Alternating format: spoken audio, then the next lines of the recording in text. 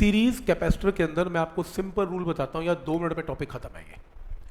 क्या, अगर मान लो आपके कैपेसिटर सीरीज में है और मैं ये चाहता हूँ कि मान लो 3 कैपेसिटर सीरीज में है, मैं 3 की जगह 1 कैपेसिटर लगाना चाहता हूँ जो सेम काम करे जो 3 कैपेसिटर करते हैं।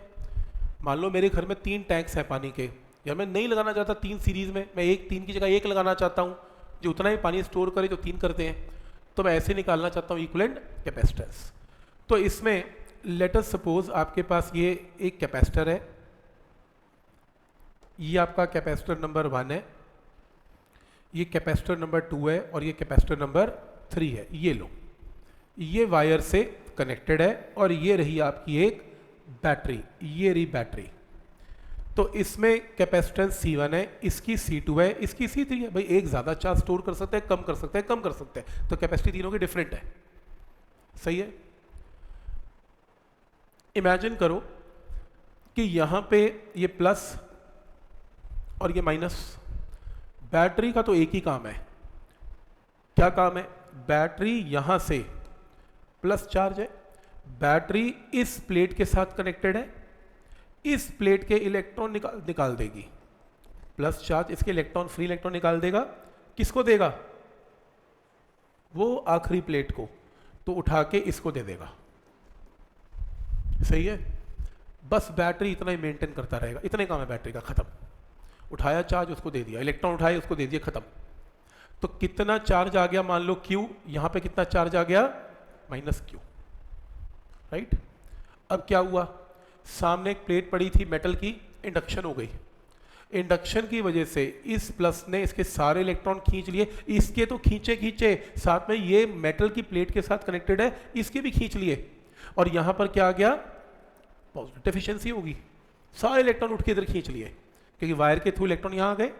तो प्लस Q ने माइनस Q जनरेट किया और यहां पर प्लस Q। फिर इंडक्शन हो गई, पड़ोस की प्लेट पे नेगेटिव चार्ज और यहां पर पॉजिटिव चार्ज। देख रहे हो एक बार, चार्ज की वैल्यू हर कैपेसिटर पे एग्जैक्टली सेम है। कैपेसिटर कितना चार्ज स्टोर करता है वो ये नहीं देखते, लेफ्ट प्लेट देखते हैं, पॉजिटिव चार्ज कितना स्टोर करता है ये देखते हैं। तो कैपेसिटर ने कितना चार्ज स्टोर किया इसमें? Q। इसमें कितना किया? Q। इसमें कितना किया? Q। तो सीरीज के अंदर याद रखना, चार्ज की वैल्यू सभी कैपेसिटर्स पे क्या रहती है? सेम। तुम 100 कैपेसिटर लगा दो, चार्ज सब पे सेम हो जाएगा। तो रूल नंबर 1 क्लियर सीरीज का। तो चार्ज की वैल्यू इसमें क्या रहेगी? Exactly same. किसी ने पूछा कि इसका पोटेंशियल डिफरेंस कितना है। अब फॉर्मूला क्या होता है Q का? Q होता है C इंटू V, V क्या होता है? Q by C। इस पे चार्ज कितना है? इसके ऊपर चार्ज कितना है? Q। और कैपेसिटेंस कितनी है? C1। पोटेंशियल डिफरेंस कितना है? V1। इसके ऊपर चार्ज Q है लेकिन कैपेसिटेंस कितनी है? C2। Potential difference V2। और चार्ज कितना है? Q, C3 और ये V3।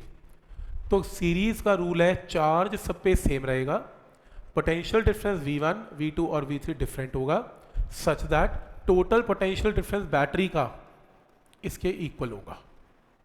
Such that total potential difference battery का अगर V है तो V डिवाइड हो जाता है इन तीनों में, V1, V2 and V3, V is equal to V1 plus V2 plus V3। तो याद रहेगा ये सीरीज में क्या चीज सेम रहेगी? चार्ज। और क्या डिवाइड होगा? पोटेंशियल का डिफरेंस। ठीक है यहां तक? तो ये देखो ये क्या हुआ आपके इसमें, ये देखो ये capacitor, charge Q minus Q, Q minus Q, Q minus Q, potential difference battery का V है। अब इसके अंदर ये देखो क्या हुआ है, चार्ज क्या रहेगा? सेम।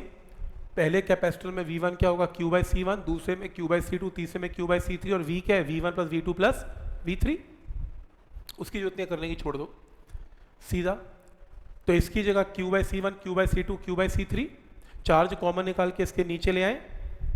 अब मैं चाहता क्या हूं? मैं ये चाहता हूं इन 3 कैपेसिटर की जगह मैं एक कैपेसिटर लगाऊं जो सेम काम करे, जो 3 मिलके करते हैं। 3 मिलके क्या करते हैं? Q चार्ज स्टोर करते हैं। तो नया कैपेसिटर भी कितना चार्ज स्टोर करेगा? Q। इसकी इक्विवेलेंट कैपेसिटेंस क्या है? CS। पोटेंशियल डिफरेंस क्या है? V। तो फॉर्मूला क्या लगेगा? Q is equal to CS into V। तो यहां से क्रॉस मल्टीप्लाई करके V बाई Q क्या आएगा? 1 बाई CS। यहां पुट कर दो 1 बाई CS। तो लिखो सीरीज के अंदर इक्विवेलेंट कैपेसिटेंस निकालने का फॉर्मूला लिख लो, 1 by CS is 1 by C1 plus 1 by C2 plus 1 by C3। ये नोट करो फॉर्मूला कैपेसिटर इन सीरीज का।